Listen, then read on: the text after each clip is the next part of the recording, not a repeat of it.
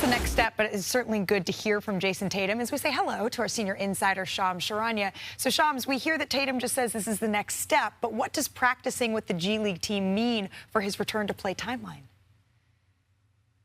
Well, it means that Jayson Tatum participated fully in his first 5-on-5 scrimmage with Celtics rostered players, two-way players, G League players, not just coaches. So he participated fully in that 5-on-5 scrimmage on Monday. And everyone I spoke to with knowledge of Monday's practice told me Tatum looked great. And he's been ramping up. He has done 5-on-5 with coaches over the last 10 days. But it's different when you play your fellow teammates, two-way players, and G League players.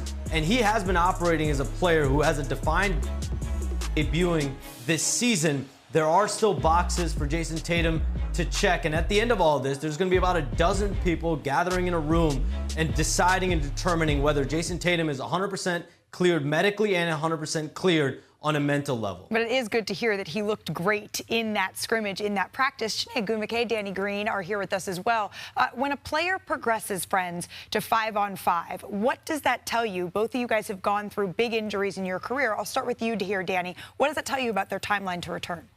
It's pretty soon. I mean, in my eyes, because when I did 5, I didn't have an Achilles, I did a knee. But when I was in 5-on-5 shape or playing, it seemed a bit easier than one-on-one because you have people out there helping you. But it let me know that I was closer mentally, physically to returning to play. It usually takes about 2 to 3 weeks to get back there. For him, he has a lot of time right now. I wouldn't rush it because I don't see them as the contenders with or without him. I still see the Knicks coming out of the East.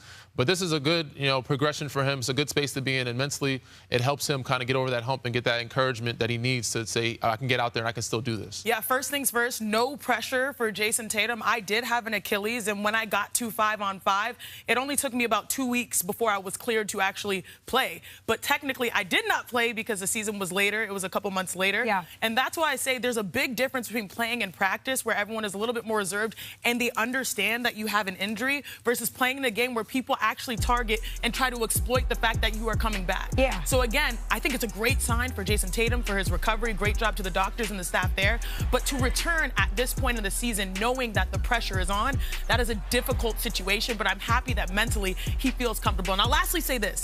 Every time I jumped when I started playing, I thought about, I landed. Every time I fell, I was like, oh my gosh, I'm good. It is a mental adjustment as much as it is a physical adjustment that he'll have to navigate. That's what I was curious about, Charania. How much of this, because you hear about players who have these catastrophic injuries, that they're ready to come back. They've checked all of the benchmarks. But how big of a hurdle is that, getting over whatever that mental block is in your own mind? First of all, it's great to see signs that people have had Achilles injuries and come back and been all-stars, MVPs. I was in the WNBA at that time. I saw Breanna Stewart, Alyssa Thomas. They all came back from Achilles situations, and so they were able to progress and show that it's possible. But for Jayson Tatum, I do believe that mental part is the hardest part, because it's something where your body is fine, but your mind is the one that's going to provide those questions for you. There's a bad pass. You have to jump. You're like, ooh, am I good? Yeah. But the play action is still happening. But still, the timeline for him is very advantageous. I just feel like the Celtics have already done their job for this season. There's no pressure for him to return. Yeah, I mean, again, I can only reiterate what she's been saying. That 5-on-5 gets you in that basketball shape, that mental shape of being able to do those things. You have to kind of relearn a lot of things. You got to relearn how to walk, got to relearn how to run and jump.